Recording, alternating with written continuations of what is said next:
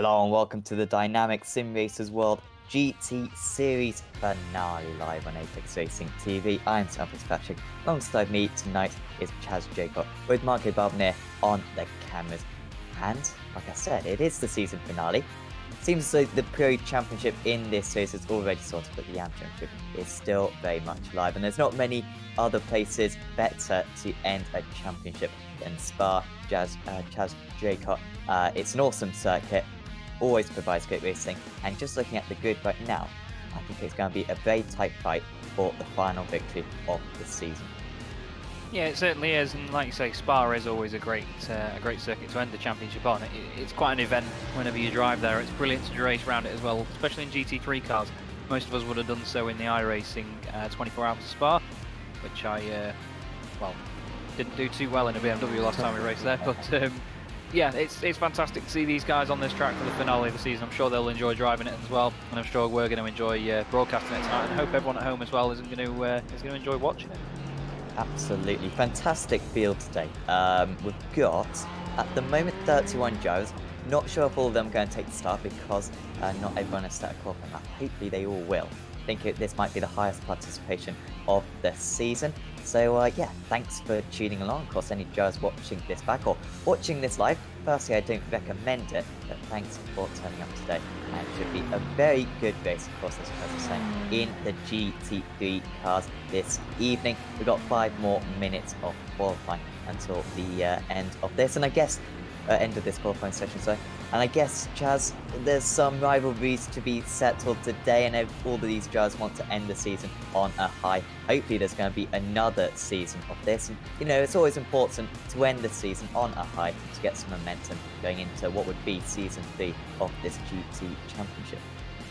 Yeah, certainly. At the end of the day, if you've had unfinished business with someone over the course of your season, you want to make sure that that's put to bed at the last round. But a lot of the time, like you say, it is about sort of keeping your momentum going, and it'll give you the confidence to bounce back in the next season that comes around. So these guys will be looking to extract everything out of the car tonight. It's not going to be a case of people saying, "Oh well, the championship's up now. We can just lie down and just let it go." These guys are going to be still going on it till the very end. Yeah, I certainly hope that is the case. Hour-long race today. 25 instant limit. It's always something that is a topic here at Spa, because you got to really change your driving style if you are going to finish this race. You've very much got to keep it in the back of your mind. Do you think 25 instants is going to be a little bit of an issue for these drivers, or do you think it's not going to be something that we talk about too much today? I don't think it's going to be an issue for him. We've seen the likes of some of the other series that we commentate on having 20 incidents over a 15-minute race, and sometimes you do get guys filling that up quite quickly, but that's when it's a sprint race. And with this obviously being an hour-long race, there's plenty of time for people to get moves done, and maybe even a bit of strategy involved as well. I'm not sure what these guys are running in terms of if there's any fuel limits, for example, forcing a pit stop out of these guys, but it's going to be great to see how people manage that across the race. I don't think it's going to be a massive topic though, and hopefully we won't see that deciding any sort of battles today either. Hopefully it's just nice, clean, fierce racing all the way through. Absolutely. On that fuel limit, 60%. So these cars, usually around this very high fuel consumption circuit, can go about an hour. So yeah, about 36 minutes if my A-level maths tells me anything. So it's going to be a little bit of leniency for these guys. Maybe the undercut is a possibility, but I think what we're going to see is mainly the same strategies with drivers going as far as they possibly can, kind of similar to the official series, the Francorchamps official series on iRacing. Currently, Chaz really close to the times. We've got Ruben Van Buell currently on pole position, but Gregory Vance currently putting in his lap time and just slaloming his way through this second part of the circuit. It just has such an incredible flow, this track, particularly this second sector, I'd say. It's just so enjoyable to drive, whatever car you are in. Yeah, it really is. I mean, you get used to it in GT3 cars because it's quite difficult really in this sort of car though, because they're not always known, especially in Mercedes, really, for having such a massive sort of turn in the front end. With all the weight at the end of that big brute of a Mercedes AMG, it's difficult to sort of keep your momentum around here sometimes. You can just get one corner wrong and it can upset your whole lap time. The chicane that we've just seen Franks go through then, is an absolute nightmare. That can be the make or break of your lap, and especially this right-hander here. You've got to get the turn in just right, not to clip that curve on the inside, and get a really good run down to Blanchimont, which again, it's a real momentum corner because you're going into it at nearly 160 mile an hour in these things, and you're coming out of it at nearly the same speed. There might be a bit of a lift, we'll see what he does. You've got to hug that white line on the right. Only a slight lift. He gets on the throttle a lot earlier than I would have done. He's a lot braver than me. And then of course the bus stop again. I mean, the more you think about it, every single corner on this track is pivotal because they're all so difficult, and it's not easy to nail them every single time around, is it? Absolutely not. He crosses the line. Unfortunately, it's not an improvement. I think that'll be the end of his qualifying, at least. And yeah, still in second position. Doesn't look like there's going to be too many changes. I don't know, Chaz, if you could just go through the championship standings, because unfortunately I can't see them. Yeah, of course. Just got the pro standings up now then. Bart Dahlman is the champion. He can't be beaten. What a gap he's got as well. He's ahead of Gregory Franks, who is 124 points and nearly 70 points behind now, so just goes to show how much of a good job Bart has done. Javier Rodriguez is third at the moment. He's only 11 points. My maths isn't A-level, I'll tell you that. He's 11 points behind Gregory Franks at the moment. Ruben Van Buel's pole at the moment is fourth overall, with Matthias de Tige in fifth. I'm really sorry if I got your name wrong there, Matthias. And Steve Clays as well is sixth with 65 points. Another quite a large gap there. And as you go further down the standings, I mean, Ian Root's in seventh as well. He's 15 points back, and then there's only 7 points back to Stephen de Wolf. Not quite sure in terms of who gets what for each point. Actually, I've not followed this series very closely before tonight. I've seen different races and so on, but it seems that it's not a crazy point system. You don't end up with thousands and thousands of points at the end of the year, and I think that's better for the people watching as well, because you can sort of, if you're cheering your driver on, you can sort of figure it out in your head how they're going to get on in terms of the championship, especially of course in the final round. Absolutely. Yeah, 191 points for the championship leader. That just makes a lot of sense, doesn't it? And then maybe similar to MotoGP scoring, that's all I can assume, really. We've had a consistent turnout of about 20 drivers per race, I think, this season, which is pretty solid. Of course, a bit of an upturn today.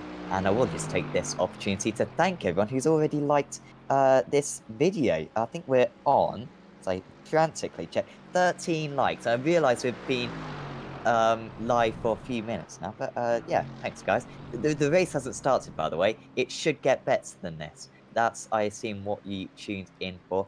So certainly thanks for supporting the channel. Of course, if anyone is new to the channel, sure do subscribe and also give our Facebook page a like as well. Joe's just completing their lap times right now. Just got a few more to go. I think there's Sherman's, Hopley, and Banner Udren, I think, to complete their lap times now. It's a strong field as well, and there's a couple of names we've seen before as you look down the order. We do commentate on quite a lot of these guys actually, but as you can clearly see as well by the graphics you've got, it's quite a dominance of Belgian drivers at the moment. So obviously a very sort of Belgian-dominated series. And it's not actually, I mean, if I'm honest, other than names like Roy Verwerke, who I've raced with before, you can see him there fourth in the championship. I've not actually raced against many Belgian drivers before. I mean, I didn't even know Benjamin Mears was Belgian, so it's a bit of an eye-opener for me, this, to be honest. Yeah, absolutely. There is a driver in the Porsches as well, the BSR Porsches on a Sunday evening, who's Belgian. I think it's Ronald Moons, actually, who's Belgian. That's the only Belgian Irish I know, personally. So they are in their rarity. They've all come out today, though, the entire population of Belgium, seemingly in this race, which is absolutely great to see. And, of course, many other European countries being represented as well. I think everyone's completed their lap times now. We're just waiting for the clock to tick down. I'm not sure if this is a standing start or a rolling start. Yeah, I'm not sure. We'll have to wait and see, to be honest. Also, the pits around here, I think it's the normal GP pits. Yeah, max pit stalls 42, so we're not going to have that horrendously long pit lane, that double pit lane pretty much. Instead, it's just going to be the GP one, so they're not going to lose too much time. In fact, it's actually a very short pit lane for these drivers. And not to mention as well, on the Belgian, we're obviously on a Belgian track as well, and the finest of them all, of course. There is the lovely Zolder where the BSR Porsches were racing a couple of weeks ago, but nothing beats Spa, does it really? I mean, not many tracks come close. It's challenging and it's fun. It's very fun to drive when you get in a rhythm. Yeah, absolutely. So I saw some pundits actually complaining about Spa, saying how it's not one of the best drives in the world, one of the best tracks in the world, because of the modifications. I think the modifications have really taken nothing away from the circuit. But there you go. In qualifying, Ruben van Buell takes pole position with Gregory Vansk in second place. There's Matthias De Teach in fourth. And it's Bart Delman. Sorry, De Teach was in third. Bart Delman, championship winner in fourth. And it's Javier Garcia Rodriguez in fifth. Anton Dupan in sixth. And it's Ian Rees, Nick Sherman, Victor Bill, and Sebastian Herberer rounding out the top 10. And the rest of the field will go through for you now. I think, Chaz, we've got a rolling start, if I'm correct. Yeah, with them lining up behind the safety car, we are certainly going to be looking at that. And it's probably safer for these guys as well. It's difficult if you're on a standing start going down to La Source. We've seen obviously a lot of incidents there in Formula 1 in the past, and when you're in these big-bodied GT3 cars, it can be quite easy to take a good chunk of carbon fibre out of people.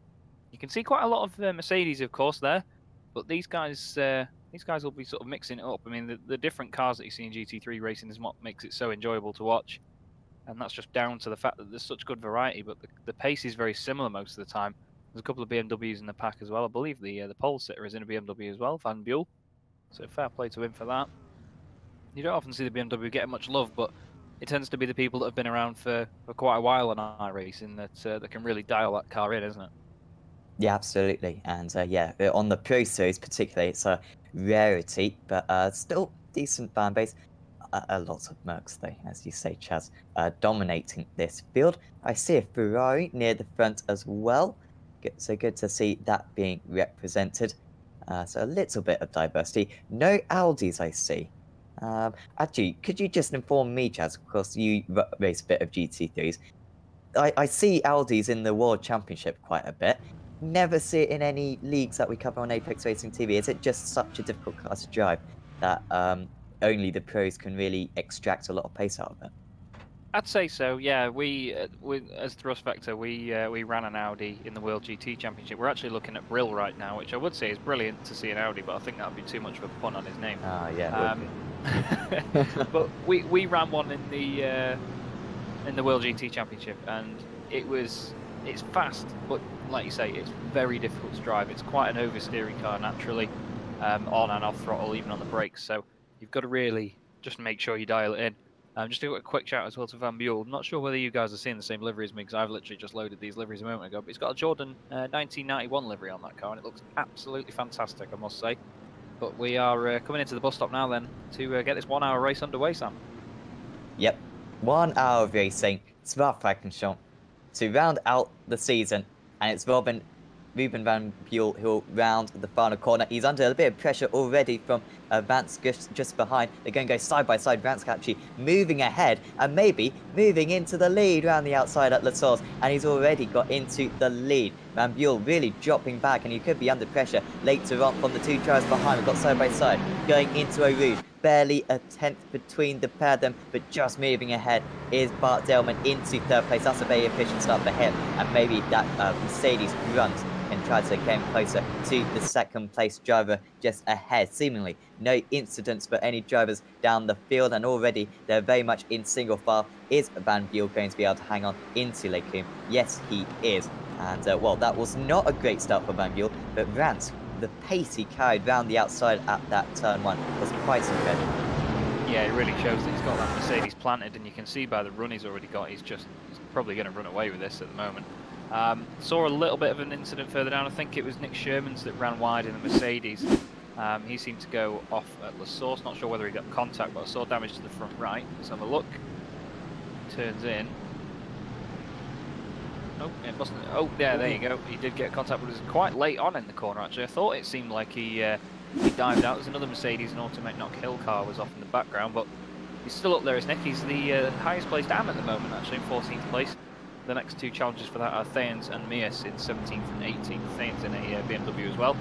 You can see the cars on the left there. Brill and Hopley are the only two Audis within the top 20, but they're 7th and 13th at the moment, so a decent showing for that car. But as I was saying before, Sam, it's very difficult to get that thing dialed in and get it behaving how you want. I believe even our teammate Steve Burke changed his car towards the Mercedes at the end of the season because it was just so far off the pace with the talent levels that we had. I mean, the pros are obviously a lot better at controlling the momentum, but yeah, we couldn't get it done. Daleman seems to be coming under a little bit of pressure here from the Teach. I'm going to say his name like that, and I apologise if I do get it wrong there, but I'll learn it for future. But Dupin is going to be not too far behind in the Ferrari, but it seems like the Mercedes being the favoured car at the moment is it just always looks really well behaved around there. Absolutely, it looks well behaved around pretty much any circuit. It's very much, I'd say, the beginner's car. If you're new to GT racing, probably the Merc is a safe bet. It always seems to be competitive with the BAP. It always seems to be there or thereabouts. And it's always been one of the easier cars to drive, and straight away you can get plenty of pace out of it.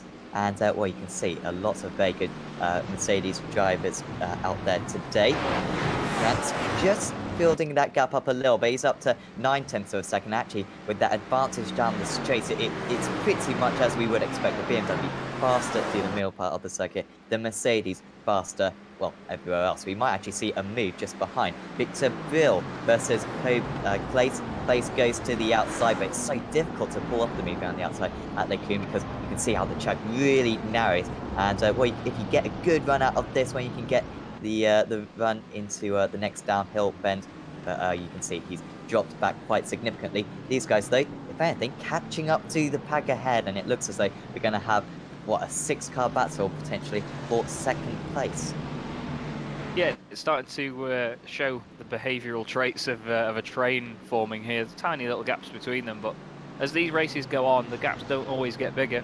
When certain people's tyres go off and guys in front of you get into, well, they sort of fall out of a rhythm almost, and the people behind get into a rhythm, it can really bunch these races up. So you should never really presume that the longer the race, the more boring it's going to be, for example. But yeah, it certainly looks like it's a strong field at the end of the day, and I think we're going to see the well, it's going to sort of prove itself to us. You see Benjamin Mears there in the Automatic Hill car.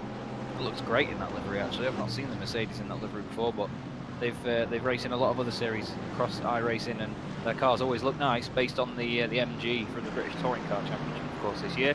Speaking of liveries, Martinez and Dupin there as well, that looks absolutely brilliant. There's a lot of nice liveries out on track tonight, and it's good to see that, because it means that these guys give a damn about these cars, and to make them look good is just, well, if you, at the end of the day, if you're going to go for it, you want a good-looking car. Well, Jeremy Hassel's car does not look as good as it once did. The 47 car surely out of the race, a blown engine, and well, that's a common mistake going through Blanchimont. Yeah, he might have just got it on the curb a bit too much on the inside or outside. Oh, it was a bit of both, really. He just about got a tiny tap on the inside, and I think that just unsettled it a bit, and the AstroTurf on the right did him over. Really good avoidance by the guys behind there. That could have been nasty if anyone else got in, but real shame that. Shame for it to happen so early on as well. But in terms of the oh, there's a BMW around there and the bus stop as well. That's Moody, is that how you say it? Would say he's got a very damaged front end though. He's going to want to pull that thing in the pits if he can get it around. Oh, we've got another one. They're dropping like flies here. We've got another Mercedes off as well. Beretta, seemingly. So I wonder if this is a collision between the pair of them. Through Blanchimont seems okay. Oh, what's he doing there? Oh, I don't know what's happened there. Something, I think. Oh dear, that's a big hit. I think something's gone wrong with his hardware there. Yeah, I certainly hope that's the case. And yeah, Moody back into the pits, and that could be the end of his day as well. So after a really clean start here at Spa, it's well, got a little bit lively all of a sudden in the space of a couple of corners. And yeah, already I think about 4 drivers out of the race right there. No fast repairs for these drivers. It's yeah, straight race to the finish. No aids like that whatsoever. Got Dupin under pressure now from Root. He's just lost a bit of time to the leading pack. Also, Van Buell closing the gap back up to Rance out in the lead, and Daleman dropping back ever so slightly. So all of a sudden, the BMW driver on a charge here. Yeah, he seems to have just got the well, he's got the rhythm going, hasn't he? He's just got the tyres warmed up. It takes a bit longer in the BMW from what I've found as well, driving it before. That you can can get the Merc just at full pace, even when the tyres aren't completely at optimum temperature. And with the BMW, it can be a bit oversteery if you put a bit too much lock on the front end, and you can overheat them, and then you've just got nothing for the whole race. So, providing that Van Buel's been careful at the beginning, he could really get this BMW in a rhythm and hopefully still challenge for the lead. So, Ranks isn't going to run away with it. Yeah, that's what we're certainly hoping for. Maybe a possibility of different strategies as well. The BMW, I don't think there's really any difference in terms of fuel usage in this in these cars, so that's not going to play too much of a part. But in the slipstream now, it's going to save a bit of fuel, but he'll be looking to get track position as they go up into Eau Rouge, and then Radion as well. Just losing a little bit of time there is Van Buel, but he's still only 0.4 of a second behind, and he's going to be close into Lake Coombe, although just looking at the relative screen, he's not gaining too much time. Joe, who is gaining time, is Kauto. Currently, he's right on the tail of Sherman, who had a bit of an issue. I think had to cross the grass when that car spun ahead of him, and he's under big pressure now from the Ferrari, which is notoriously quick down the straights. And while going into Lake Coombe, this time, not close enough. No, not quite, but you saw just how good the Mercedes was on the brakes there. Sherman's just seemed to visually gain a bit of time as he chases down Hopley in front of him. So these guys might concertina together a little bit. The Audi seemingly performing okay though for Hopley at the moment. He's up to 10th and he was 13th earlier. As we look at Van Uitven, is that you were saying that? Van Uitven? He seems to be going a bit slow at the moment. I'm not quite sure what issue he's had, whether he's had a slowdown through Les Combes as one of the other Auto McNaught Hill cars goes past. And he's got DeWolf behind him in the BMW. Very complex livery on that car, actually. Looks brilliant. But, yeah, not sure what's happened to Van Uitven there. Must have been a slowdown, though, because he's back at full pace, it seems. Although DeWolf going down the inside. Really good move into Pouhon there. That was very brave. Well, he may not have it done quite yet, although the Mercedes just behind, not quite nailing the exit of Pouhon. And, yeah, so losing a couple of positions there for Buan. And of course now can move on to Viverke and Salza just ahead now. Can DeWolf. Daleman under more pressure now from the Teach. He's now 1.2 seconds off second place. He's consistently losing time to the two race leaders. I doubt the entire championship is like this because he's already won the championship by a comfortable margin, has Bart Daleman. I half expected him to maybe dominate today, but it's been anything but. He's been thoroughly third best and maybe even fourth best in a moment's time because the Teach is now right on his tail. And, well, is it going to be into Lake Coombe his best chance, or maybe the bus stop even, which isn't a bus stop anymore, it's just a chicane. So, yeah, probably one of those two opportunities is going to be where the move for the final spot on the rostrum is going to be made. Yeah, I'd say Lecombe depends on the run that he gets out of here. Seems to have got it hooked up. He cuts quite a lot of the inside of the corner, and Daleman takes a wider line, so he's definitely got the momentum now. He's going to pick up the slipstream from that massive hole in the air that the Mercedes punches. Look at the overspeed. Really got a great run. Going to try and stick it around the outside. That's of course going to become the inside for the second part of the corner. He just backs out of it slightly. Still there though. He's not backed off too much, but yeah, just playing it safe. It's an hour-long race at the end of the day, and if he's got the pace on Bart, then he's going to have plenty more opportunities to get by. He's just showing his nose there. But he's just showing him what he wants to do. He's just sort of explaining the purpose. And he's like, look, I want to come past you, but I'm not going to make it too difficult. He's just playing mind games right now. That's what you've got to do in these longer races. You've just got to sort of build up a bit of a scenario with the guy you're chasing, and as we look back at the front, that's what Van Buel's going to want to do with Franks. Absolutely, and that's kind of what you've got to do in these cars as well. Not the easiest cars to overtake in necessarily, since the slipstream effect was kind of buffed a little bit just a few, well, I think it was about a year ago now, the slipstream was comprehensively reduced. This is a replay, I think, of Hopley having an issue seemingly, and going very wide at Radion and into the wall. Seemed to pretty much nail the going through Eau Rouge there, straight into the wall, and yeah, that could be his day over as well as the lead battle gets closer and closer. Van Buel has been closing in by a 10th per lap the last few laps, and the battle for third is very close as well, and we might just see a change of position here, but once again, as Chaz was saying before, the Teach just showing his nose, trying to intimidate his opponent. And just as we saw that, Van Buel actually just dropped about 4/10 on the race leader. So it seems as though no move for the lead right now. And if anything, that's just invited third and fourth back into this lead battle. Yeah, you've really got to be careful when you're chasing the guys through Blanchimont, because it's such a fast corner, and as I said earlier, it's a momentum corner. And if you're going to take a compromise line, even just to have a look at making a move, just to try and intimidate someone, then that's probably what Van Buel's done. He's had a look and he's thought, I'm not going to go for it, but at the end of the day, you've got to spend the time getting back on the racing line. Make sure you're on the brakes a slight bit, because you're going to be in a tighter line going in. You don't want to oversteer the car, because some of these guys will be running setups that are very loose on the rear end, so they can get that straight line speed and get the front end turned in. And it'll be easy to spin it. I mean, we've seen a couple of guys spin it at, well, we just saw a moment ago that Hopley did it at Radion. As we see now, Roots and Dupin side by side, similar looking liveries, but I think they're actually in different, no, they are Simracersworld cars, just different cars, obviously make the different liveries look different. The Audi there of Brill is trying to come through. Really looking feisty, these guys are fighting amongst themselves, the two teammates as well. They're doing a great job of making this entertaining, but Dupin's really going to be feeling the pressure now, and this is going to mean, Sam, that the first four can break away from this. Absolutely. Roots clearly feeling the need to get the move done, and I'm shocked that these teammates are compromising each other quite significantly, because Roots very nearly lost the move to Victor Buell just behind. Clays is now in this one, and also Herbera isn't too far behind either. And now Roots is under pressure once again from Buell, having to defend into this chicane. Buell looks to the outside. He could maybe make this one if he could just catch his opponent unawares, but in the end, Roots carried enough speed. He's still a little bit offline though, and maybe a surprise attack could be possible looking to the inside, but the braking zone there just is not large enough. Now, Buell needs to try to get the slipstream from his teammate if he's going to be safe into Blanchimont, because once again, Buell really getting a nice slipstream on his rival. Only a 10.5 between the two of them. This is the battle for 6th position currently. He has to just stay behind for now. They all run a little bit wide. Daleman under big pressure as well from the Teach, but he is hanging on as well. Really seeing overtaking at a premium currently, but pressuring is all over the place.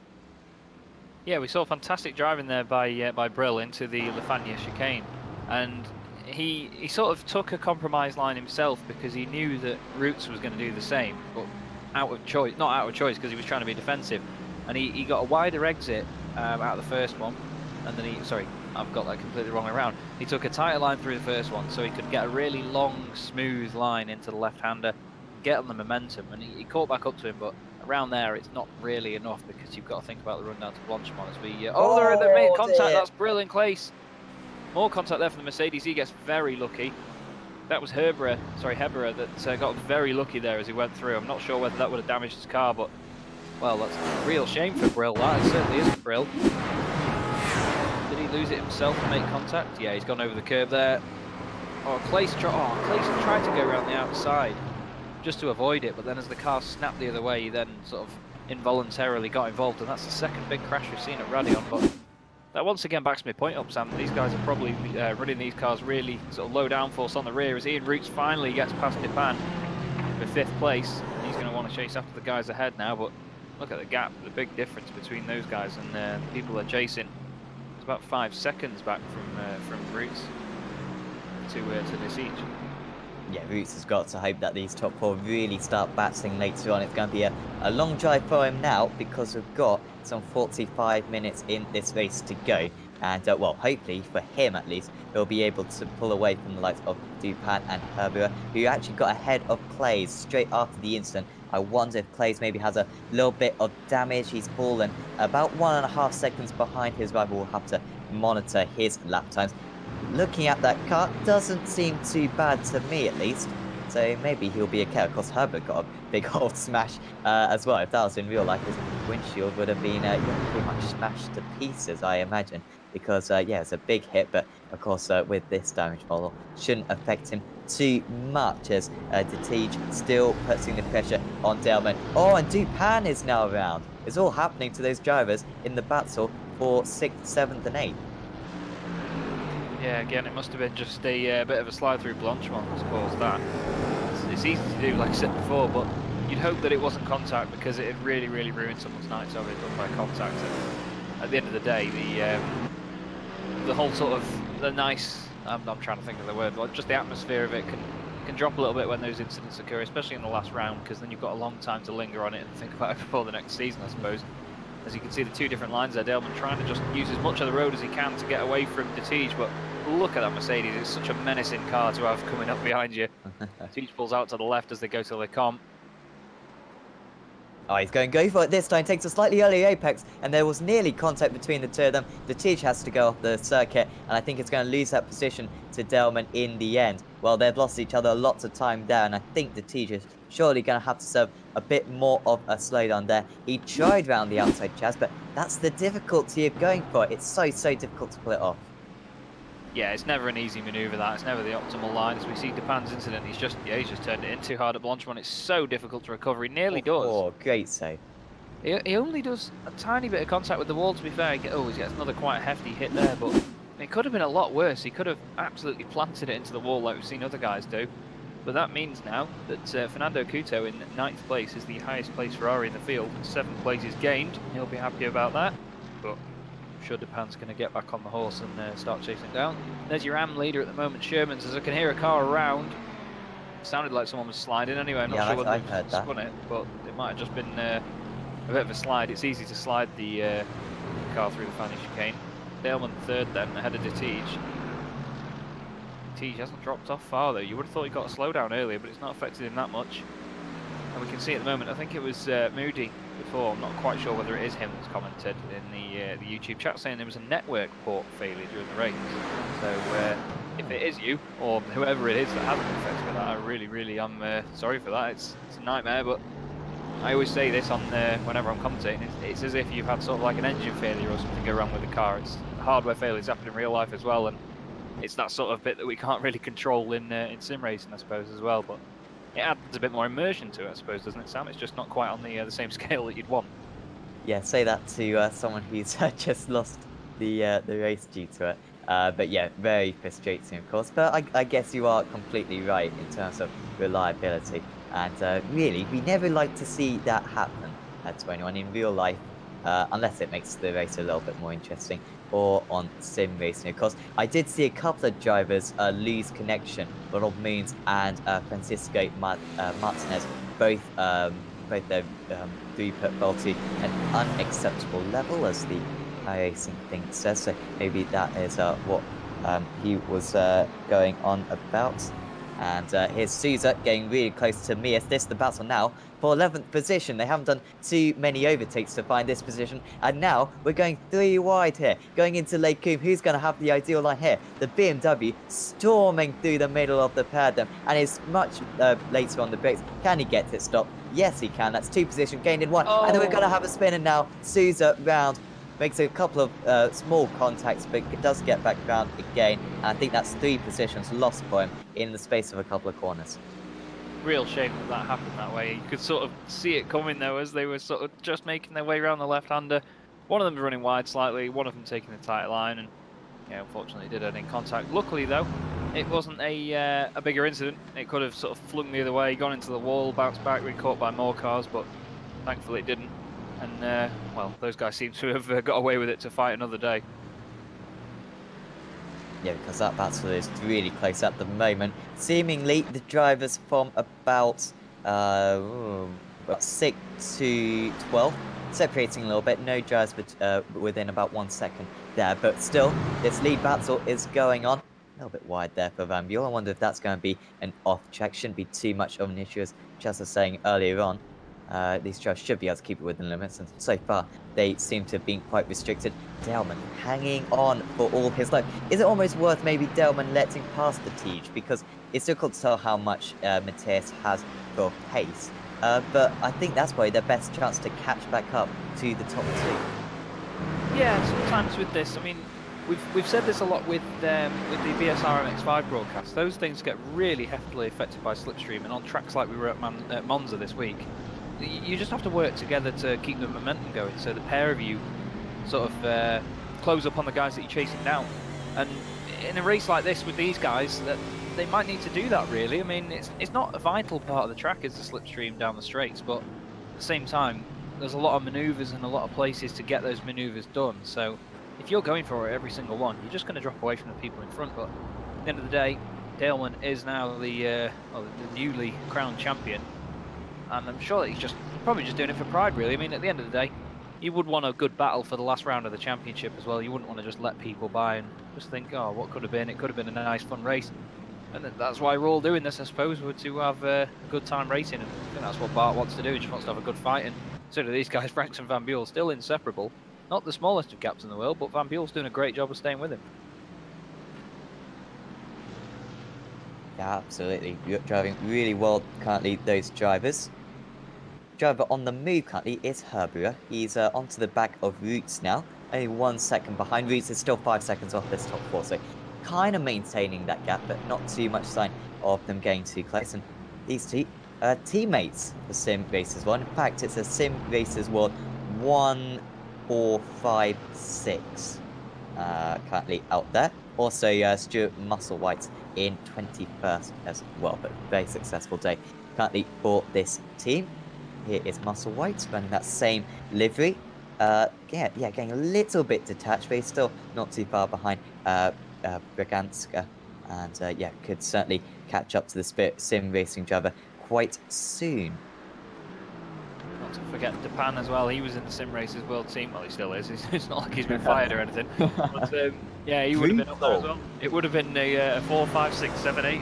Well, unfortunately not anymore. But like I said before, he got lucky with the damage on that one. It didn't seem to affect it too badly. And things like that in this race, you've got to think may change people's strategies. If you do drop down the order unexpectedly or have an issue early on, it's worth thinking whether you can change up your strategy, pit a bit earlier than you originally planned to, because let's face it, most of these guys are going to run the car dry, not take tyres to save so long in the pits.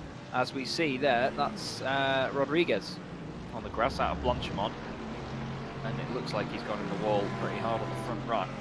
That car not behaving itself, I don't think. It's not going straight, is it? He's had a big issue there. Oh, he's hit the other wall. I wasn't expecting to see that, I'm not going to lie, but he sort of went to correct it as soon as he could, and just went around, didn't it? It's easy to do, as I keep saying. Yeah, overcorrection there, and you are absolutely right, Chaz. We've seen it previously in the iRacing Grand Prix Championship a few weeks ago as well, where we saw a lot of drivers losing it at the Radion, apologies, and also Blanchimont, of course. Which, yeah, just down to that, you know, low downforce you've got to run around this circuit. Oh, we got Dupan in the wall as well. Sim Racers World having plenty of issues out there today, and here was the incident into the wall and down into 18th place. Well, I think he's going to fall even further down now. You've got to think whether that was caused by the damage you already had after the incident through Blanchimont as well. It's not going to get easier for him, is it, over the course of the evening?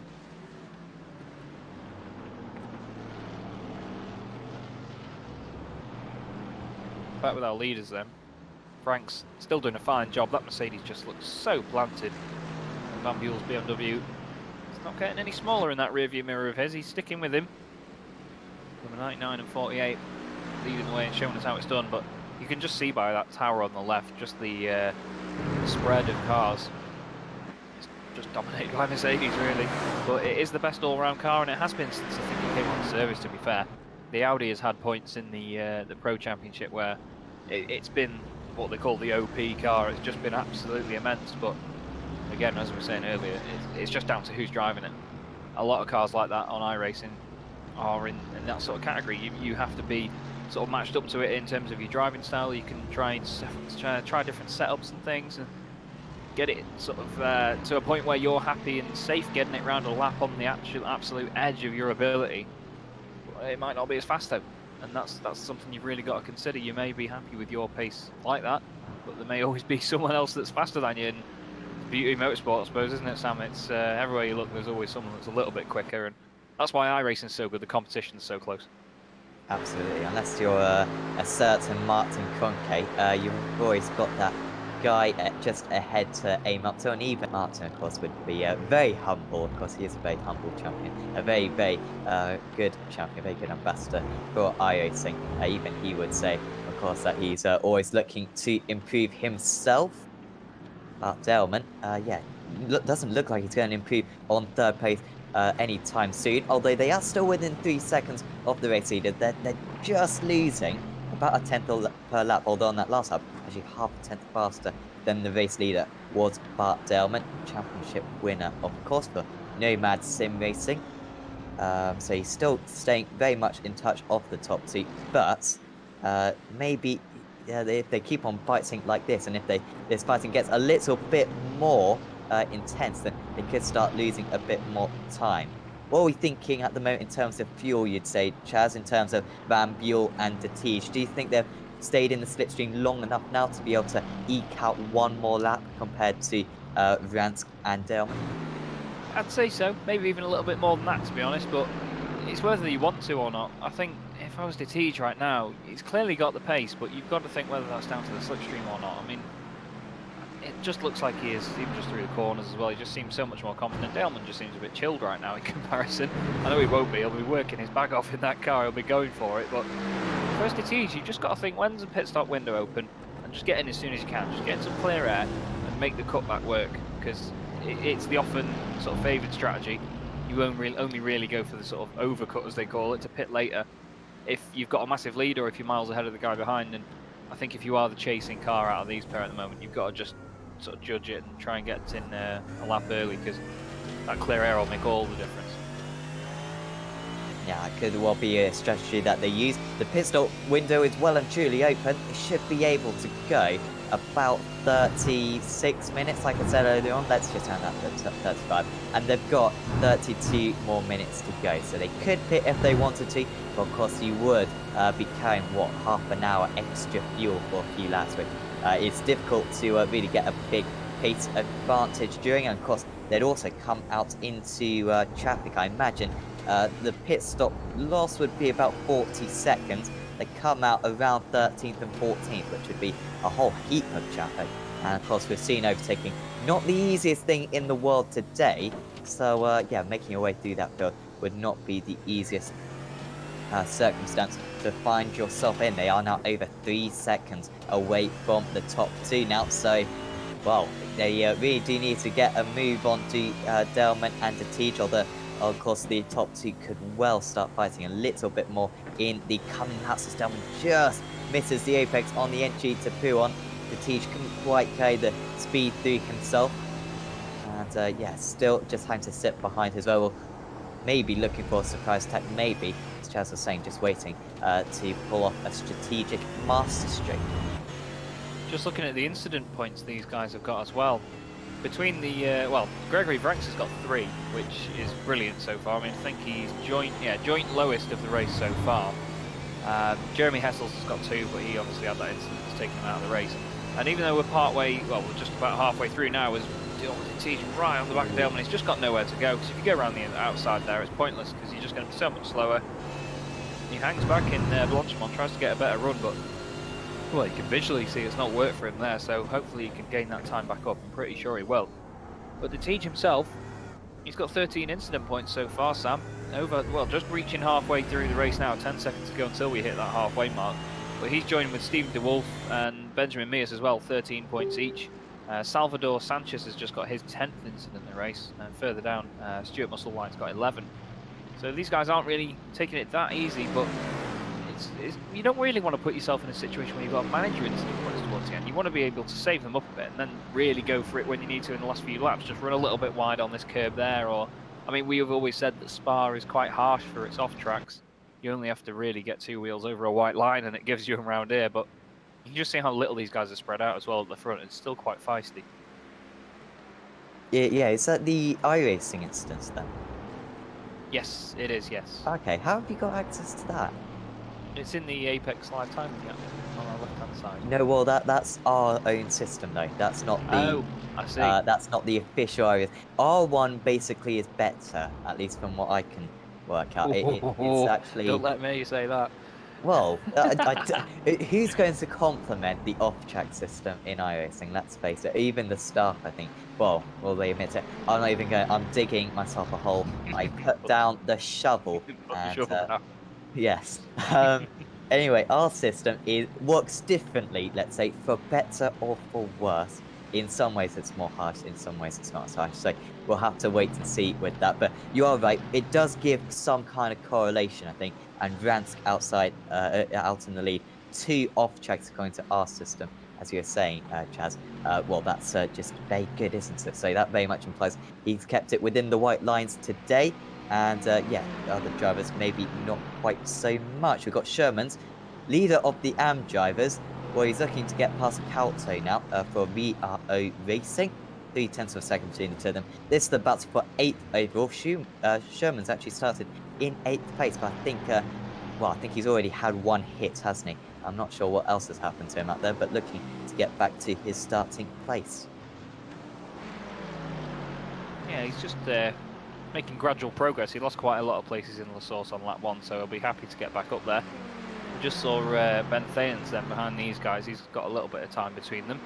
A little bit of daylight, and I believe the car that is behind Sherman's on track there is actually a lap or so down, so he's got a bit of breathing room with Sherman's to go on the attack here, but he's the lead in the AM class, so if that's your goal, then you don't really need to worry about it. You can just follow Fernando Couto around now and just be happy with what he's done tonight. I mean, it's not like the livery doesn't tell us that he's an AM because it's bright green anyway.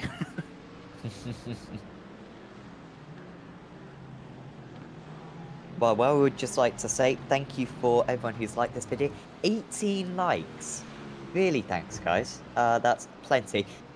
Not pointed out at all, but the other broadcast, the BSR TC Pro Series, only got 4 likes, so that really does show the quality of this series. And yeah, been great to have you along with me, maintaining about 30 viewers all throughout it. Thanks for tuning in, and of course, if you haven't already, give the channel a subscribe as well, as we see a move maybe down the inside for Sherman's. Can he get to Daniels? A little bit gingerly from both of them, but Sherman's gets the move done. He's ahead of Calto and up into 8th place. That was like a sort of opposite commentator's curse, that. I say that he might not go for it, and he's leading the AM class, so he's happy to stay behind, and then he goes for it and gets the move done. So fair play, Nick. He must have heard me and thought, oh, I'll show him. Watch this.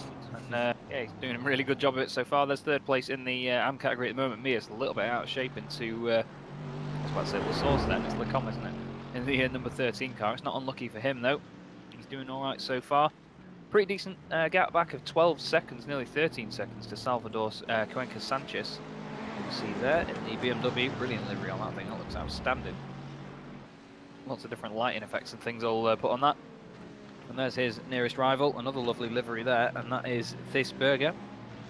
Again, apologies if I get these names wrong. I'm just going to give it a go first time. Yeah, so far I've learned don't pronounce any J's, I think. 1, I don't think you're supposed to, and 2, it makes it a lot more complex. So. Yeah, I can imagine so as well. There's Daleman there. He's still... Oh, Franks has gone into the pits here. Ooh. The race leader is actually the first one to come in. Seems to get it slowed down nicely for the white line there. We'll have to see then what he tends to do. Nice look at that balcony there that we get from the iRacing cameras. As it comes down the pit lane, then it's painfully slow in the Spa pit lane as well, especially when you're on the endurance pit lane, because it goes round La Source and then all the way down the other straight. I know from doing the Daytona 24 hour. Why would you do that, Spa?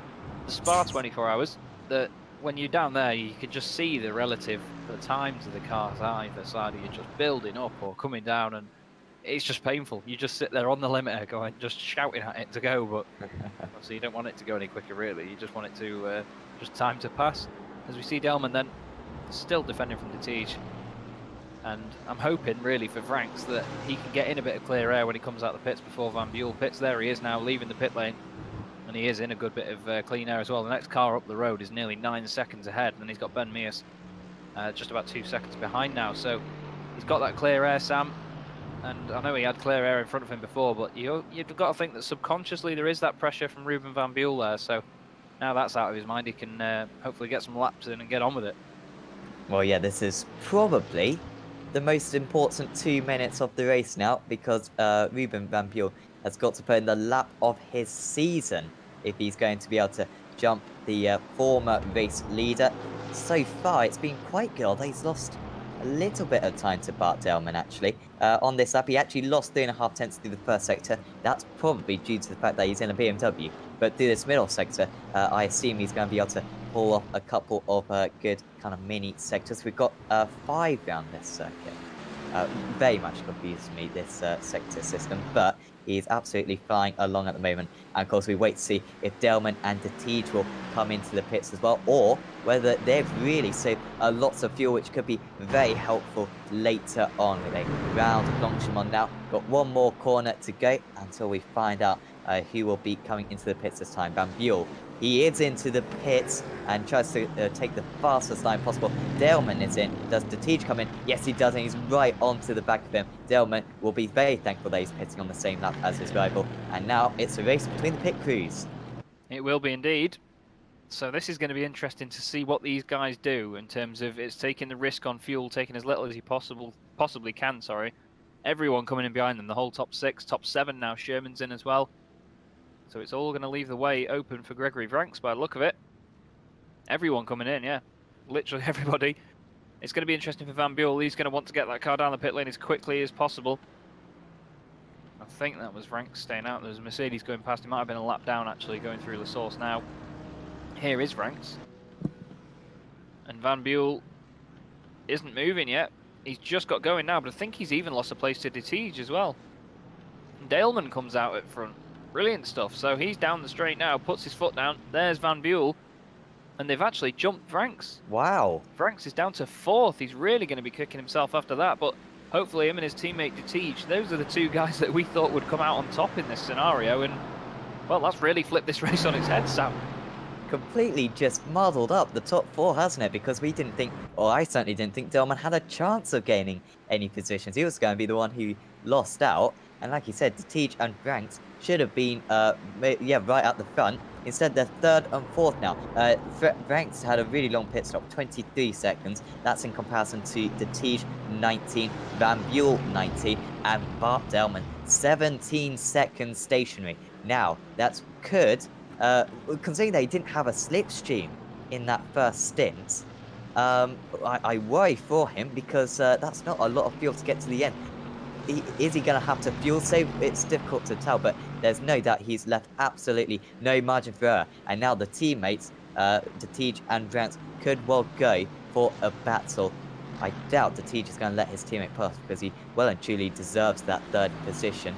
But they need to not squabble amongst each other. They need to sort out a plan and go and catch the top 2. But this one's certainly not over. I seriously doubt Delman is going to be able to go flat out to the end of the race. Yeah, I'm with you on that. That thing is literally going to be running on fumes for the last lap or so. Surely, either that or he's just sort of calculated it brilliantly. But Van Buell is really putting the hammer down now. He's chasing him really sort of visually as well. You can see he's closing that gap slightly. And as you were saying, Detij and Vranckx, worst thing they can do right now is squabble amongst themselves. I mean, they may be giving each other the order to do so. I'm not really sure what it's going to be like in terms of team orders, but I've got to think they're going to be thinking for the team now and try and get the best result in a sort of shared manner. And they want to beat that green BMW. Van Buell's been the real thorn in their side so far in 2nd place, not leaving Vranckx alone. But Daleman's just sort of doing what he needs to do, and I suppose, Sam, that's why he is now the obviously newly crowned champion, of course.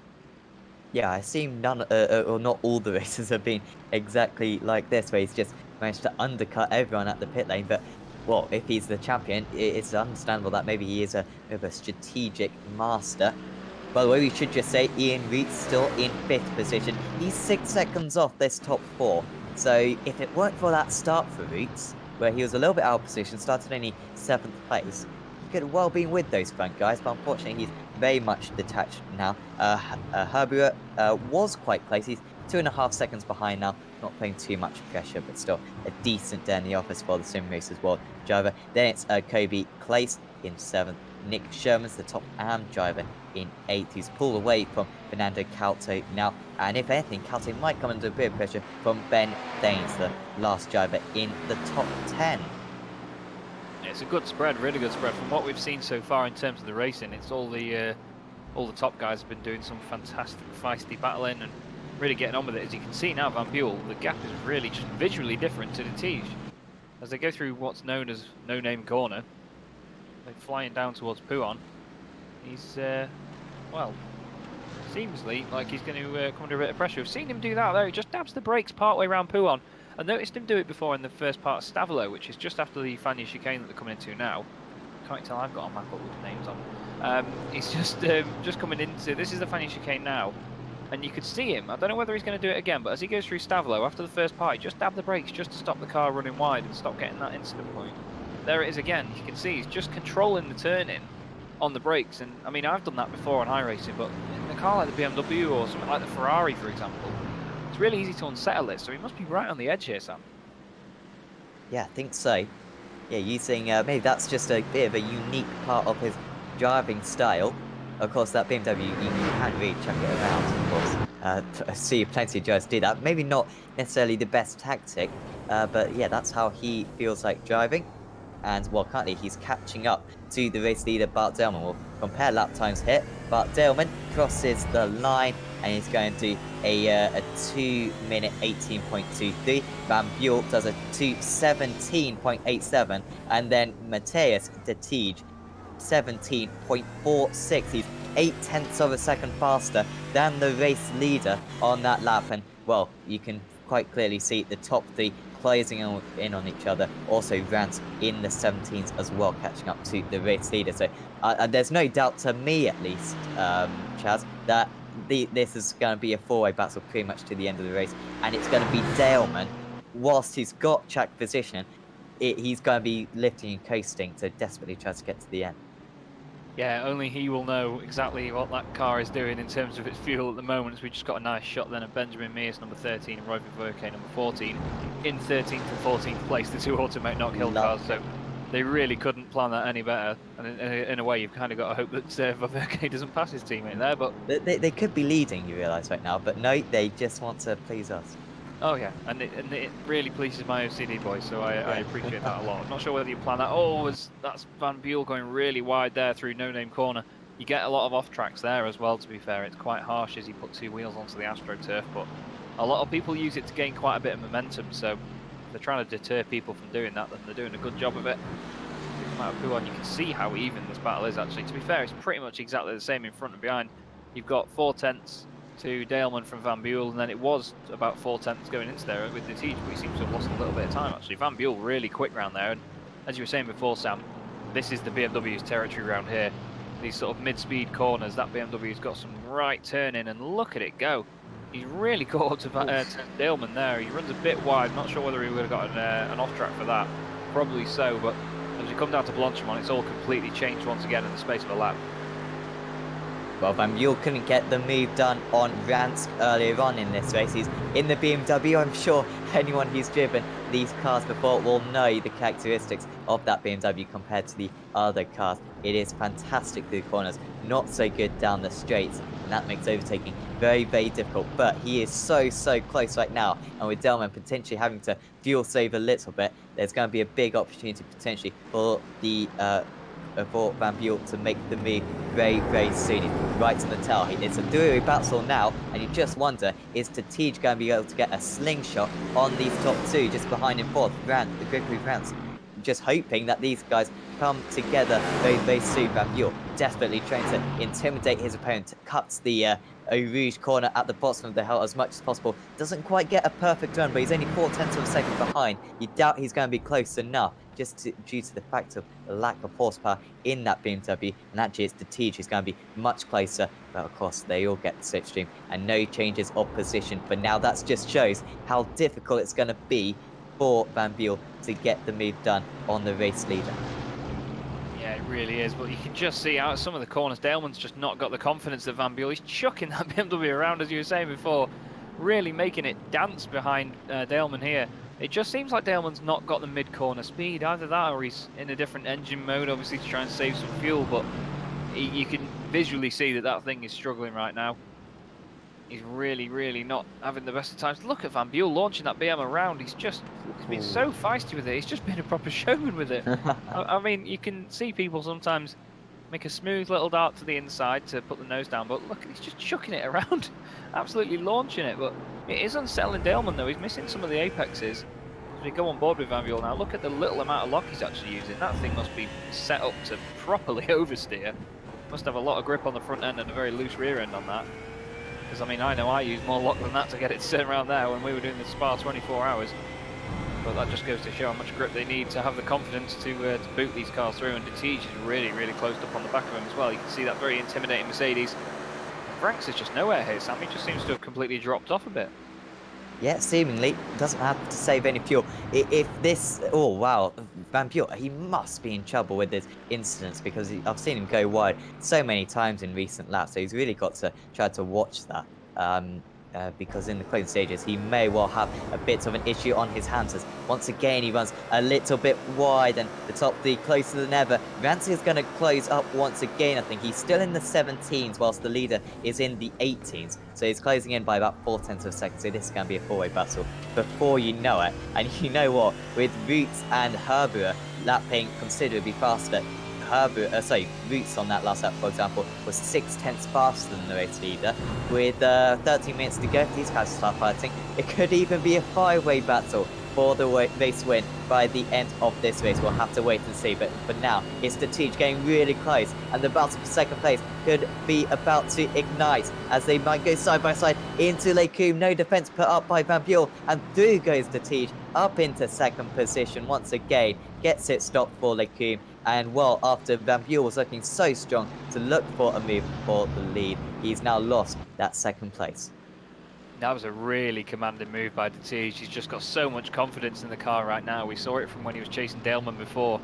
And once again, he's back in that situation. And to be fair, the top two are now reversed and we're completely behind these guys. So Daleman and DeTiege are the ones that have got it done. But if Van Buren was putting a fight up to try and intimidate Daleman, what's DeTiege going to do? Because he's been trying to rattle him all race. I reckon that he might get the job done, you know. He's got 12 minutes to get it done now. This, like you said before, Sam, it's just been a fight right to the end, but it seems like Franks is closed up a bit with the battling that was going on, but again, he's just there, isn't he, really? He's not making a massive impression on them at the moment. Yeah, considering that he led the first 35 minutes in this race, he's been, yeah, relatively unimpactful recently. But he is closing in on these top three, and it's only a matter of time until he's onto the back of them, unless Daleman now gets overtaken. And with DeTiege having an equal car to Daleman, an equal car down the straight, most importantly, maybe he's going to have a great chance at the overtake once again through Francorchamps. Getting quite close actually there, to be fair. DeTiege not losing too much time as Daleman, yeah, just going into the chicane now. And, well, it's so close. It's a fantastic start. We've seen some awesome AOR races, I seem to remember, in the Formula Renault around this circuit. And this is really living up to that standard as well. Because it's so difficult to call right now between these four drivers. And, well, I think going into Lecombe, there's going to be an awesome chance for DeTiege on this lap because he's only 0.3 of a second behind. Yeah, certainly. If he gets a good run through Francorchamps, look at how just the commitment up there, and even for a GT3 car is amazing. Now we've seen Daleman running wide there all night, and that's the one time he's not done it that DeTiege has actually. But DeTiege has just got so much straight line speed. You've got to think whether he'll go for it on the brakes. He's not close enough, in my opinion.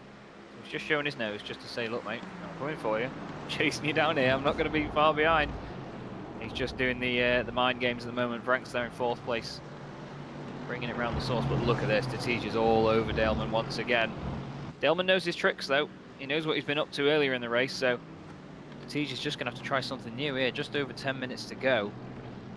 And he's going to be watching the clock tick down. That's if he's not watching the back of Daleman's car dance around in front of him. Daleman's just putting it in the right place at the moment. Although down to Pouon, DeTiege has actually got an overlap here. They don't want to be weaving around too much in case they make contact. Daleman's wide, DeTiege is wide. Oh, there's a tiny touch.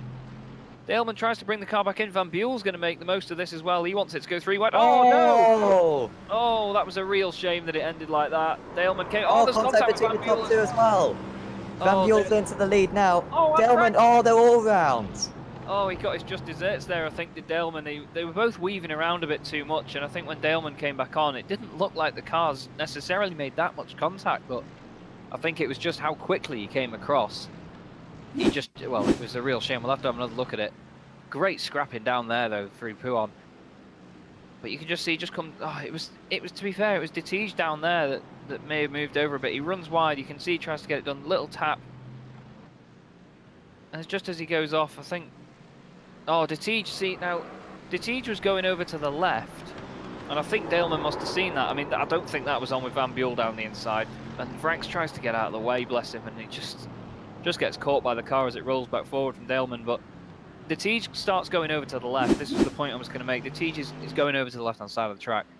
Daleman has obviously seen that, and he's thought, right, I've got the room to come back on. And just as he's coming on, De Tiege straightens up and stays in the middle. So I'm not sure whether Daleman would have predicted that or seen it coming or had time to react. I mean, he's still 5th there, but I mean, it's just a shame that it's ended that way with not long to go in the race, really. I mean, if it was a bit of a longer race, of course, then they might have had more time to do it, but with an hour race like that, it's just how it is sometimes, isn't it, Sam? You can put all the effort in, and well, there's the guy that's leading the race at the moment. I don't think that move was on down the inside of Daleman, but it's at the end of the day, it's happened now, and Van Buel is your race leader. Yep, leading the way now. Let's get another replay of it. Van Buel, well, this was Christmas coming early because it's Thanksgiving today, so clearly got the wrong holiday. And got on the brakes a little bit here, which was probably the wise thing to do. Wasn't over greedy. I think, was there some net code there? I'm not quite sure. Look to the inside of Daleman. Yeah, that was not on whatsoever. And, well, I don't know if they have post-race penalties in this series, but I think that maybe deserving of one. I'm not quite sure. It was a little bit naughty from Van Buel. He's 3 seconds out in the lead though now. And over Tiege, and then Root up into the podium positions. Herbauer up into 4th himself. And yeah, Kauto actually has seemed to have had a bit of an issue out there as well.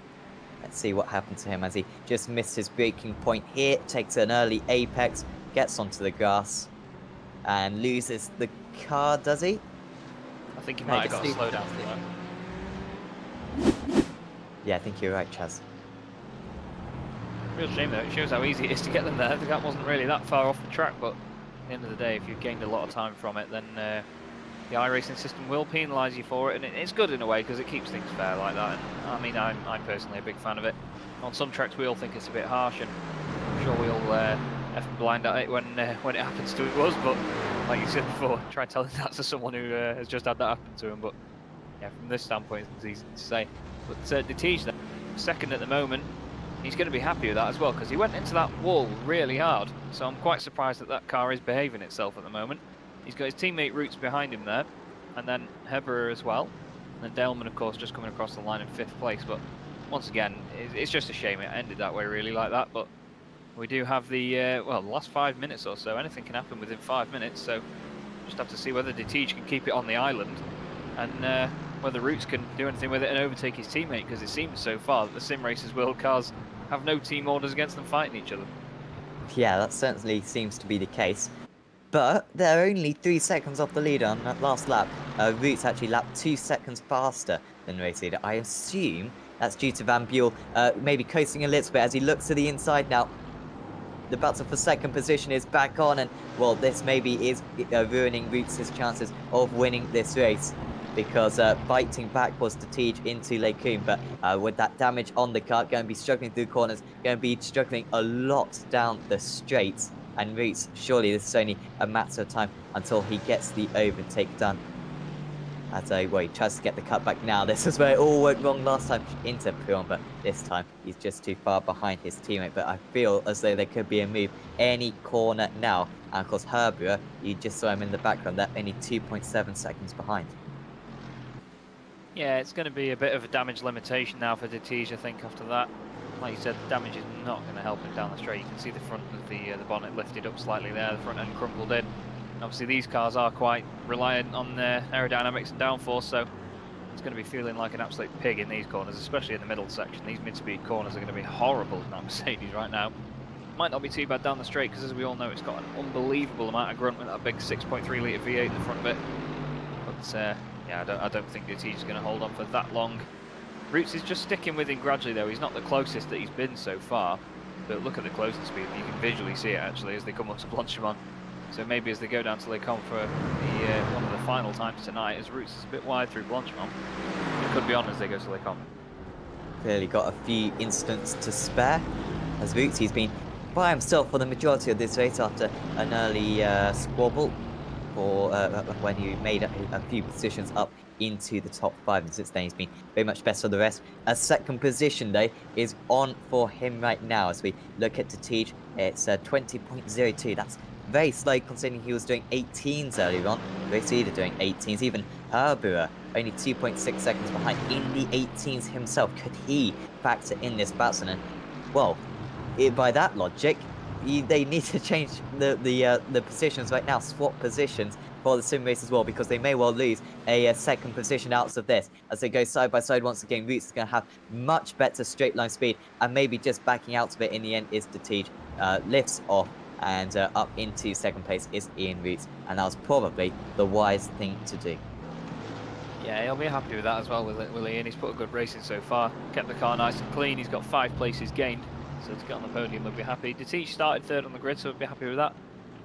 Hebbera's actually gone up 6 places behind these guys. He started 4th. Seems like the biggest mover so far is actually Stephen de Wolf in the BMW in 10th place. He's gained 20 places. Wow.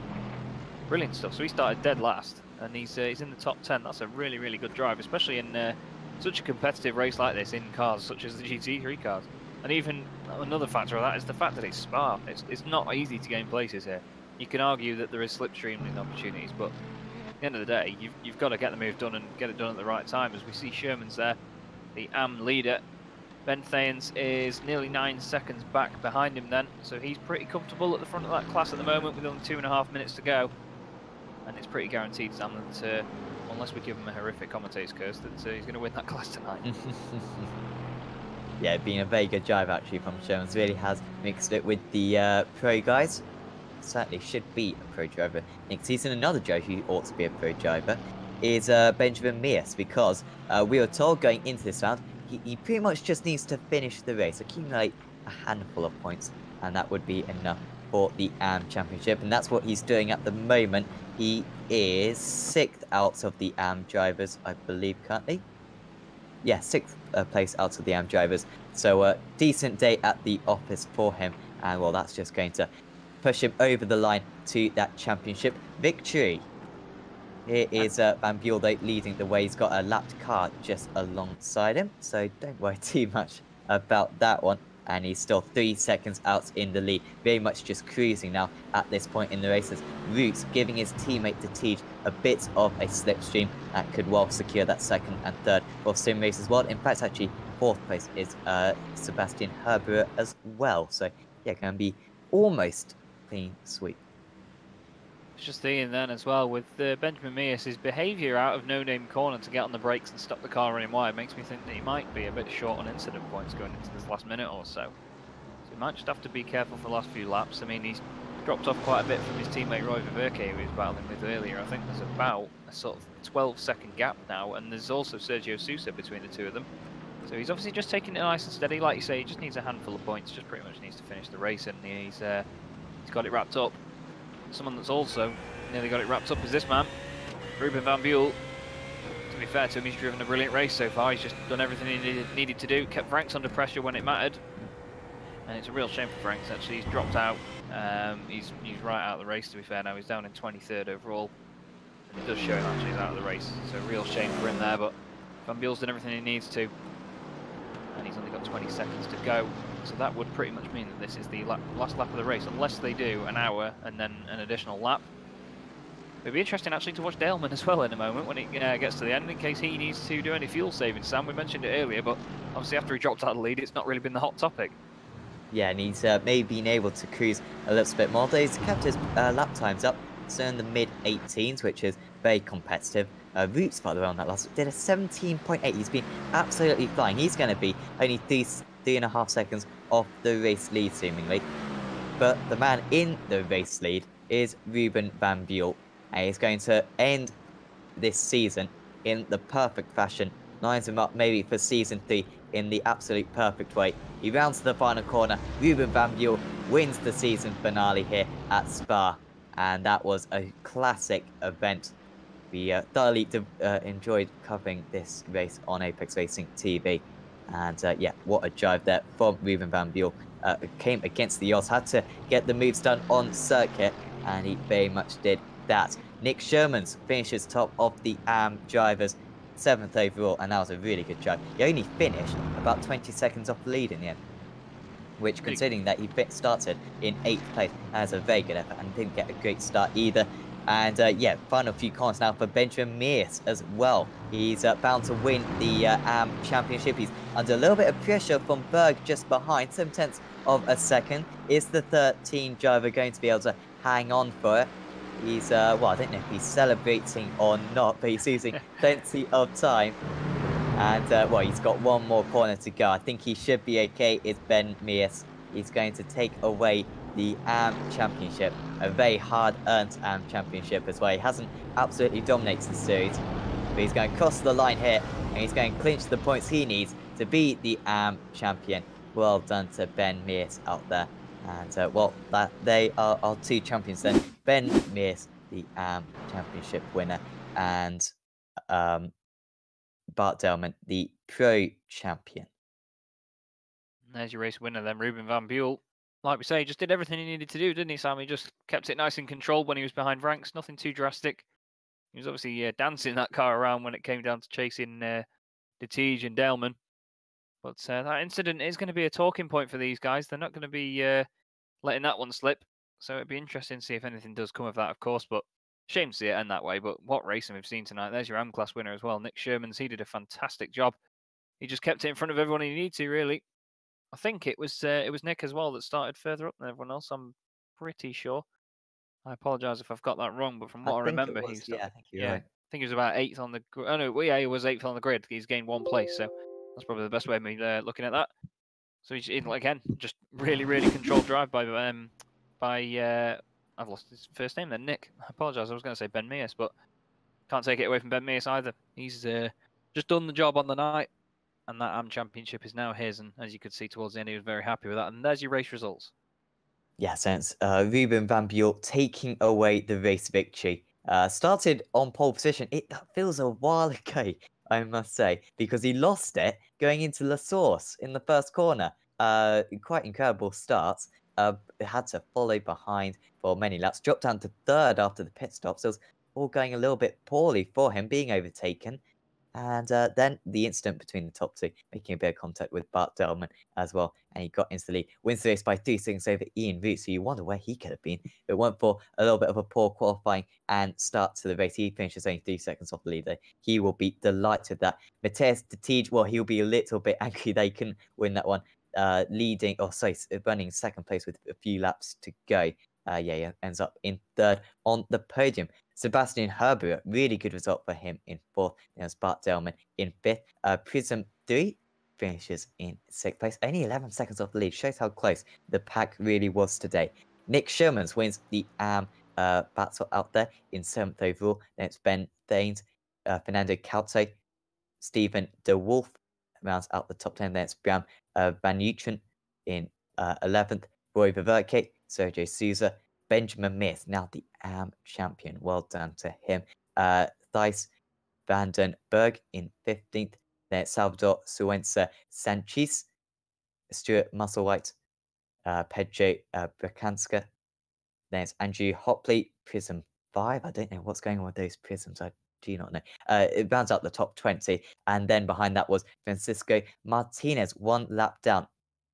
The retirees were Anton Dupan, who retired with 3 laps to go, Gregory Vransk in 23rd. There's Javier Garcia Rodriguez, Victor Brill, Jochen Leenarts, Dries Muldy, Ronald Moons, Jeremy Hessel, and Chris Moretta rounds out the top 13, all the drivers. Just looking at some of the incidents, seeing who was close to the limit. One driver, Bart Delman, he was on 24 incidents in the end. Quite incredible how close he got in the end. Any other top runners? Van Buell was on 22. So that explains why he was running a little bit slow in the closing stage. So he really couldn't afford an incident. Roots was on 21. De Tiege was on 20. So pretty much all the top drivers. Benjamin Mears actually ended on 26, but that must have been maybe some donuts on the in-lap from the race. So yeah, always interesting to look at that, because that really does explain a lot of the drivers' pace near the end of the race. hopefully we'll get some interviews with Jazz, although currently we've got no one. I don't know if actually all the drivers have been told that they can have interviews, but if anyone's listening along, please hop into our Discord channel very quickly, and yeah, we can have a chat about the race today. But Chaz, I've really enjoyed covering this series. It'd be awesome to cover an entire series. 12th round of the championship, I believe this was, and if anything, I'm surprised by the strength of depth in this field, because so often we kind of see one-off races where you got a dominating driver and it's a little bit anticlimactic. Today, though, the top guys were so close, and to have a four-way battle like we did with just a few minutes to go was absolutely awesome to see. Yeah, I must admit I've really enjoyed this. I mean, I've just put in the YouTube chat a moment ago. That hour has just flown by. It's as if it was a 20-minute sprint race that we were watching. It's just bang for buck. It's been awesome. There's been battles everywhere. There's the added element of strategy. Obviously, we didn't look at that too much further down the order, of course, but well, the main battle was between those top four, and we saw how that flips it on its head as well. Even though it's just one pit stop involved, that can change everything. And like you say, I'd really be very happy to cover this entire series, and hopefully we get the opportunity to do that in future. It's been great to see. I mean, I've not seen much of it before, if I'm utterly honest with you, but it's nice to see that fantastic chemistry of GT cars and Spa and an hour-long race, really sort of providing some fantastic entertainment for you. So hats off to the organisers, and I'm yeah, hoping to see more of this in the future. I'll definitely be watching either way, even if it's not us that's broadcasting it. Well, we do have an interview, and it's a pretty good guy to get an interview with, because it's Bart Daleman with us, the championship winner. And well done, Bart, out there. It wasn't necessarily the result you wanted today after leading with a few laps to go, but overall, you must be absolutely delighted. Yeah, I'm very delighted. It was a very incredible series, and this race was the competition was very close. It was in the pit stops. I took a risk to put a little bit less fuel in. I thought it was enough, and it was enough. But too bad I got a little bit loose in double gauche, and then Matthias was a little bit in the middle of the track. I didn't expect that, and then I got loose, and then Ruben didn't expect me to get so slow. So it was a really I don't know. Yeah, all right. But it was a great season, so I'm very happy. Yeah, absolutely. The batsman we saw near the end there was incredible to see.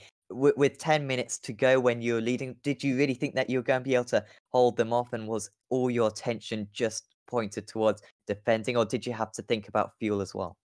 I wasn't worrying too much about fuel. I really was really convinced I had enough, but they were a lot. They were faster than me. I saw that also in the beginning of the race. So I had a big fight with Matthias in the first stint, where we went door to door. So I knew I will have a hard 18 minutes remaining. Too bad we couldn't finish it to the end, but it was a great race anyway. Yeah, absolutely. And overall from this series, what do you think kind of makes it such a great series overall? Because we've absolutely loved it broadcasting. I don't know if all the rounds are like this, but yeah, just what makes this series so great? Well, the community is very is great. We didn't have a lot of incidents. In fact, this was my first real big incident in the series. It's the racing is so close. Everybody's fair. Everybody gives each other room, and we are very respectful to each other. It's like one big family, and I want to thank Ian Roots and all the other admins of Sim Racers World, because this is one of the greatest and funnest series I drove in a while. Yeah, absolutely. It's been yeah, awesome to watch today. And yeah, before we let you go, but any thanks you'd like to give? Yeah, I want to thanks to the admins of Sim Racers World. I want to thank my team, Nomad Sim Racing, because they gave me a shot in the beginning of 2018, and it's been a blast. I've learned a lot of guys like Simon Underhill, Tony Baird, Barry Baird. I'm very happy to drive for them, and I hope I can improve together with them. Thanks, Bart. And yeah, been fantastic watching you today. And hopefully we'll see you soon on Apex Racing TV. Thank you. Thank you very much. Well, I think we'll have time for a couple more interviews. So, Chaz, anyone you'd like to interview in particular? Oh, I was just looking at the wrong room then. One person we will get in, and we will bring into the booth, is a Mr. Roy Viverke. Roy, it's been a while since I've last spoken to you, since our days of the club series, but it was great to see you out on track tonight and mixing it up and having some battles. How did you feel like it went? Oh, it went fine apart from a little incident at the start. I had a contact with Dries Mucci. Apologies for that one. My mistake, but the rest of the race was fine. I'm just gonna have to count the points because I was battling with Mr. Van Uitven, who is 2 points behind me, and I think he just nicked it for P4 in the standings. So, bit of a shame. Yeah, well, we've seen that it doesn't always go everybody's way, but you did fight back up there. We saw you at one point. We noted that you were with your teammate Benjamin Mears, of course, in cars 13 and 14, in 13th and 14th place. That was massively pleasing to our OCD, so we really appreciate that. Ben, obviously winning the AM Championship, you must be pretty chuffed with that. I bet he was going mental in the last few laps or so, was he? Actually, he was complaining about his pace. He's a bit of a complainer, if you wish. No, he's absolutely thrilled to win this one, but he didn't have much pace on this last race where he just needed to finish. But yeah, he races. He wants to win. He wants to be up the front. So he was a bit annoyed. Yeah, it's understandable. I mean, at the end of the day, if no matter what you're going to be doing, you sort of want to make sure that your pace is absolutely spot on. And of course, that's what we all here to do, isn't it? We want to strive to be better. Is it a car you've had much practice in? To be fair, I mean, I've not seen, I've not really been watching this series a lot, if I'm utterly honest with you.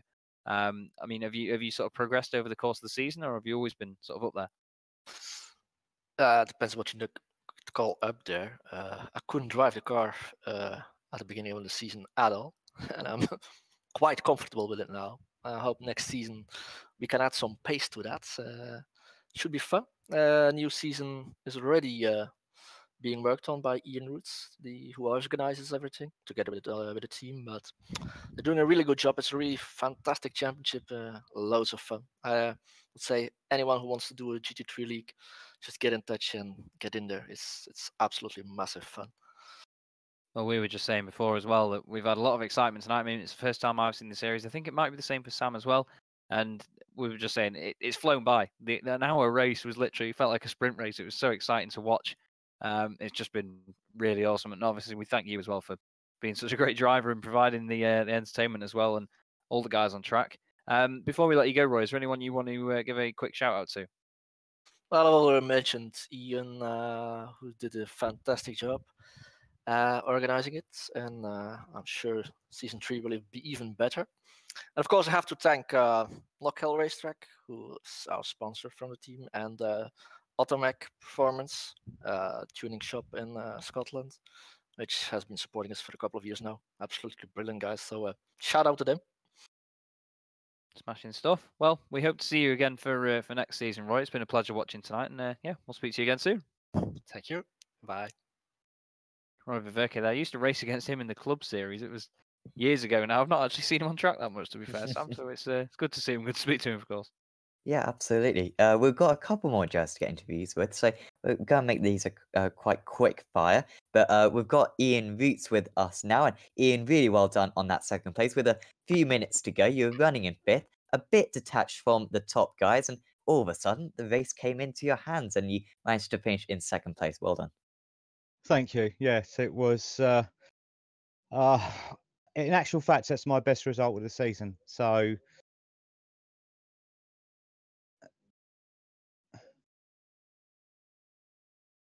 Yeah, it's super impressive that that result for it to be your best result of the season. But you seem to really have the pace out there because it wasn't an amazing start necessarily for you. But once you kind of got into that 5th position, you weren't losing time to the top 4. So why do you think you were quite so fast today? It's a bit of a trait of mine. Worn tyres, consistent lap times. I think I made one mistake towards the end, but it's just a case of just calm and keep going. But yeah, my best result of the season, and really, really enjoyed that race. It went so quick, and I was getting detached, but I could see it all happening, and I was just hoping they were going to kind of hold one another up. And in actual fact, they did more than held one another up. They came together, and it all ended in tears for a couple of the guys, and yeah, it just gave me the best result of the season. But you've got to be there or thereabouts to get those results. You've got to be in it to win it, so they say. Yeah, absolutely. And how have you found the season this season? We've heard a lot of compliments about kind of this community and the series organizers as well. Have you really been enjoying the season, and are you going to do next season? Yeah, it's been absolutely fantastic. I organise it. I've got some really good admins, Gregory Franks and Anton Dupan, Stuart Musselwhite, and Stephen DeWolf. They do masses of work behind the scenes, and yeah, it's a very young group. Really, to be honest, we only came together as a group in April of this year, March, April. We ran a tester season. Season 1 was just a tester, and then really put the word out there on social media, and it's taken off massively. We've gone from 80 members in the Facebook group to nearly 500 in a really short space of time, and I think we're going to have 40 on the grid for the next series, which starts in January. So if you're interested, keep your eye on the website, get your name down, and I'm sure you can join us. But the season's been absolutely fantastic. The guys in the group are friendly, they're chatty, they help out, they share setups, and yeah, it's been the best racing series I've ever been involved with for many years. It's been fantastic. Yeah, it really does look like it's a series on the rise. And like you said, if it was only formed this year and you've already got 40 plus members, that's pretty insane. Do we know what the cars are going to be like next season? Is it going to be same format? And is there going to have you sorted out a track schedule as well? Yeah, it's exactly the same format, 40 minutes of practice, 20 minutes open qualifying, which works really well. You've got to be on the game to find clear air to qualify well. And then the 1 hour sprint race, or the 1 hour sprint race endurance race, it's kind of in the middle there. A 1 hour race with a forced pit stop by limiting the fuel. The calendar is about 70% done. What we do is we involve the drivers in the series. The admins pick the about 7 tracks of the 12, and we open it up for a driver's poll, and then they choose the rest of the season. So yeah, it's participation all round. We involve them as much as possible, which is why I'm hoping that the 30 odd guys that race this year are coming back for some more in January. Yeah, I'm sure a lot of them will be because, like we said, we've heard a lot of positive reviews already. And yeah, before we let you go, Ian, anyone you'd like to thank? Yeah, first of all, I need to thank Jochen from Dynamics. He was prepared to put his money where his mouth is, so to speak, sponsor the series. Like I say, we're a very young group, and getting sponsors on board at such an early stage it is fantastic, and it helps us lift the profile a little bit. Like I said, the admins, they've all been fantastic, but everybody in the group, the 2 champions, Bart, absolutely superb driver this season. I think 5 wins this season, unstoppable. And Ben, obviously, in the AM, a real poor start to the season for him, but came really strong at the end, and a well-deserved, 2 very well-deserving champions. But everybody that's taken part has been absolutely fantastic. So just thanks everybody for the opportunity, and yeah, onwards and upwards. Yep, thanks, Ian. And yeah, hopefully we'll see you driving on Apex Racing TV very soon. Thank you. I think finally, it'd be rude. Not, I said that would be a quick fire interview, but it lasted for a while in the end. But Chaz, would you just like to have a chat with Sebastian Herberer to round this off? Yeah, of course, not a problem at all. Just trying to. Here he is now, Mr. Herbert. We saw quite an eventful race in the midfield tonight. Did you feel like you got caught up in much of it?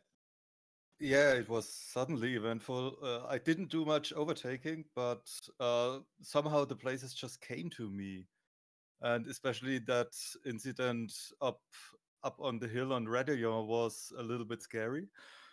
But yeah, I just kept in it, and it worked out without damage, luckily. Well, that's always the way you want them to go. It's nice, especially when the places come to you as well. If you don't have to work too hard for them, it's nice to have.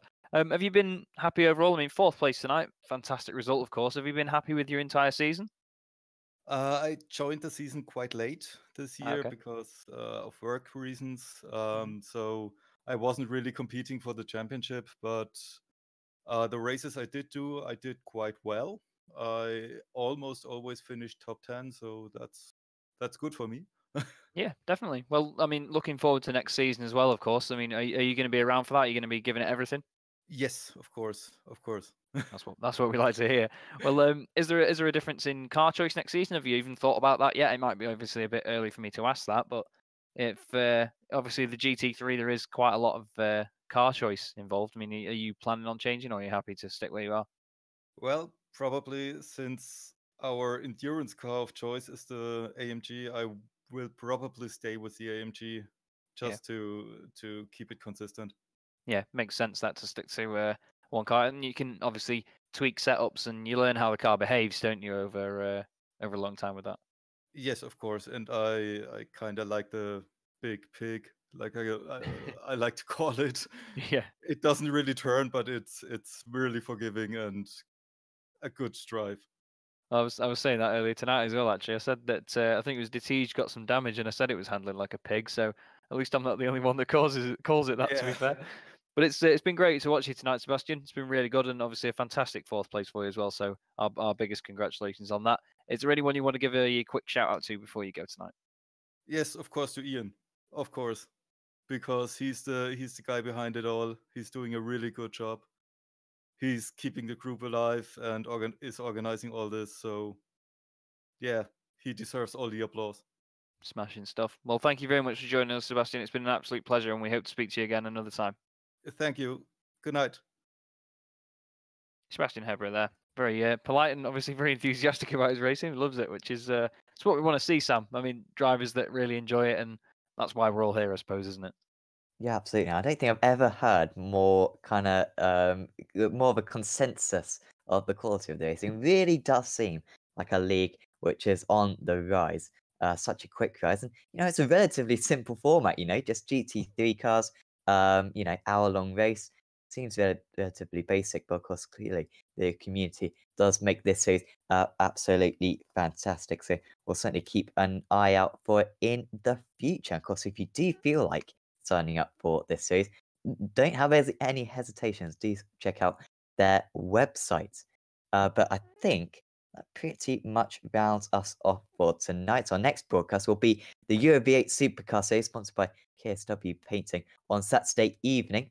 That's going to be a very good one. That's going to be the season finale. And actually, we've also got another race. What's it called, Chaz? I can't quite remember. Oh, I've got the name of it on here, actually. I was just looking at it before. Really apologise for that. Let me just check it. Oh, I'm sorry. I've made a right faff of this, haven't I? We've got obviously tonight's Sim Racers World broadcast. That was one of the two that we spoke about. There we go. Marco Barbanera coming to the rescue once again.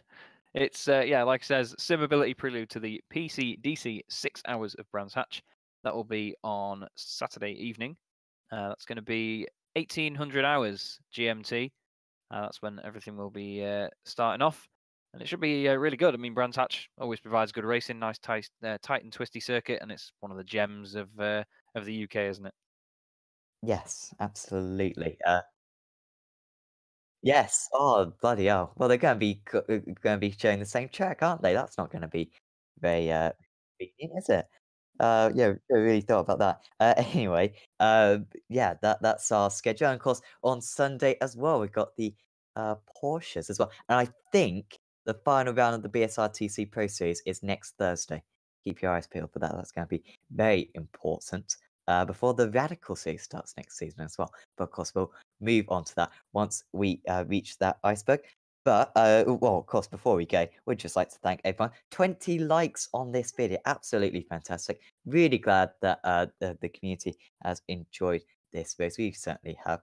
And yeah, hopefully we'll see you around once again in the future. But for now, from me, from Chaz, and from Marco, we'll say goodbye and we'll see you next time.